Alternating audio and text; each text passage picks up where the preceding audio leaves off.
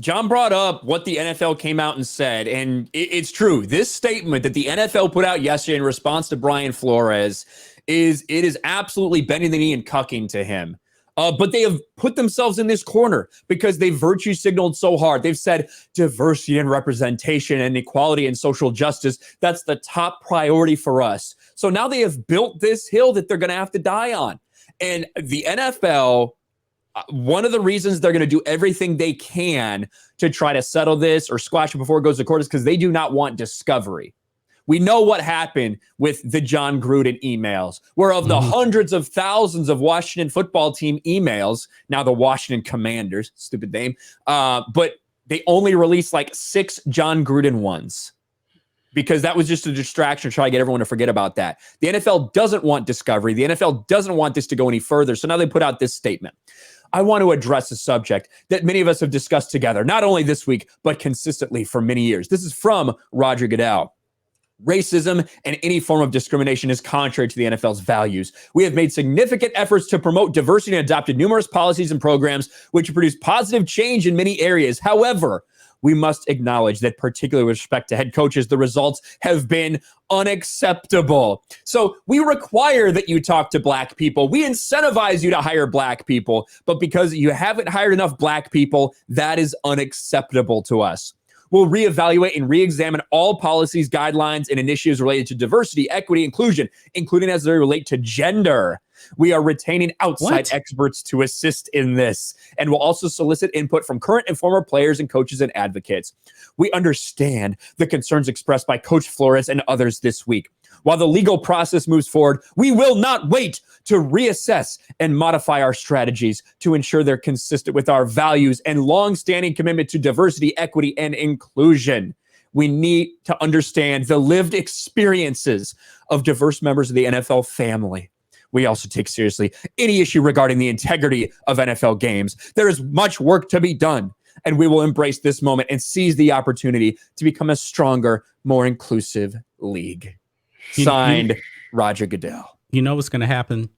The NFL, if they want to go where I think they want to go, they're going to end up violating the 1964 Civil Rights Act. Essentially, they're going to tell the owners, you are not allowed to interview any white people at all. That's essentially what they're going to end up getting to right there. They're going to interview people strictly on race. Now, they're doing it already with the Rooney Rule, but they're gonna tell these teams most likely, do not interview any white coaches. That's essentially what it's going to get to. That's kind of where it's going to. That's where you feel like it's heading to. And that's going to violate the 1964 Civil Rights Act, and that's not the way it should be at all. I mean, because they're going to end up going against the Constitution of the United States. Tom Brady retired at the right time. Got the hell out of this shit show. Oh my God, man. Yeah. But like, it just is. It's going to continue to do this. And again, Ryan's right. They've just completely boxed themselves in on this now because of all of their virtue signaling and pandering. Like, you don't see Dana White dealing with shit like this. You know what I mean? No. You don't see that. And what do you think he would do if he did deal with it? I mean, like, what the fuck are you talking about? Or people have equal opportunity to be successful in the UFC, you know? It's once you start, when you pander this hard, and again, it's kind of goes into a bigger than sports discussion, but like the Joe Rogan stuff, like the moment Joe Rogan gave him anything, it was over for them. You know, the moment you pander to this group of people, the moment they see any weakness, they're just going to continue to pounce and pounce and pounce and pounce. And that's exactly what's up. Brian Flores, if I'm not mistaken, didn't he have like a 500 record in 3 years? He's like, his coaching record is like 500. Yeah, you know? Yeah.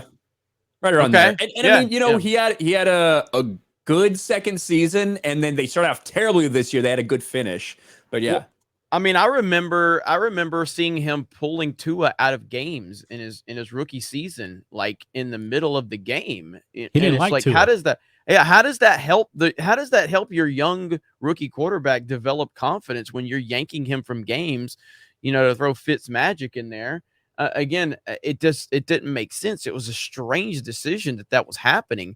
And again, if there was legitimate reasons for that, but to me, it just seemed like you were just trying to win the next game in front of you. And it's like, it's not really what you need to do when you have a top draft pick at the quarterback position. It's all about building the confidence of that player. And we've seen Tua doing the big moments in college. So, let him develop that into the NFL.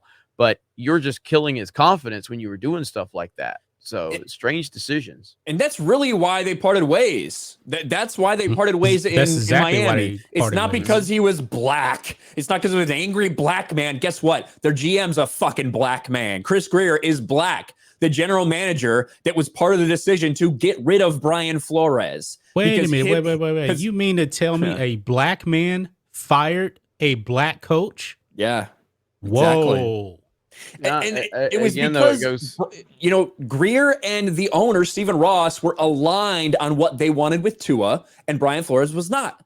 So they tried to work it out. It didn't. They got rid of Brian Flores. They brought somebody else in that aligned with what they were thinking. It had nothing to do with skin color. But again, you have a black GM, but like I said, it will always come for you. Identity politics is never happy. It's never satisfied. They will always come for you. So now it will move into, well, okay, yeah, he may be a black man, but he doesn't know what it's like to be a gay black man in America. Why can't we have a gay black man as a GM? Why do we have to have a straight black man? And it never ends. Never. It will never end.